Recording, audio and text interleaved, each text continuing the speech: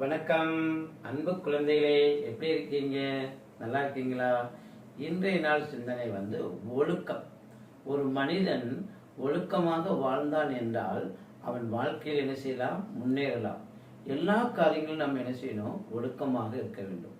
எந்த காரியத்தை நம்ம செய்யதாலும் சரி, படித்தாலும் சரி, வீட்டு வேலைகளாக இருந்தாலும் சரி, அன்பு குழந்தைகளே, இந்த விடுமுறை நாட்களில் வீடுகளில் நம்ம என்ன செய்யணும்? ஒழுக்கம் உள்ளவர்களாக இருக்கணும். பக்கத்தில் இருக்கிற வீட்டில், ஐயோ ரமேஷா, ஐயோ அவன் ரொம்ப வாயாடி, ஐயோ சாந்தியா, அப்பா அவ பொல்லாத வாயாடியா இருக்கா, இப்படி என்று நம்ம என்ன செய்யக்கூடாது? கெட்ட பேர் வாங்கக்கூடாது. ஒழுக்கமாக நாம் கடைபிடிக்க வேண்டும். ஒரு மனிதனை உயர்த்தக்கூடியது ஒழுக்கம். திருக்குறள் அழகாக சொல்கிறது, ஒழுக்கம் விழுப்பம் தரலாம், ஒழுக்கம் உயிரினும் ஓம்பப்படும். ஒழுக்கம் விழுப்பம் தரலாம், ஒழுக்கம் உயிரினும் ஓம்பப்படும். ஒழுக்கம்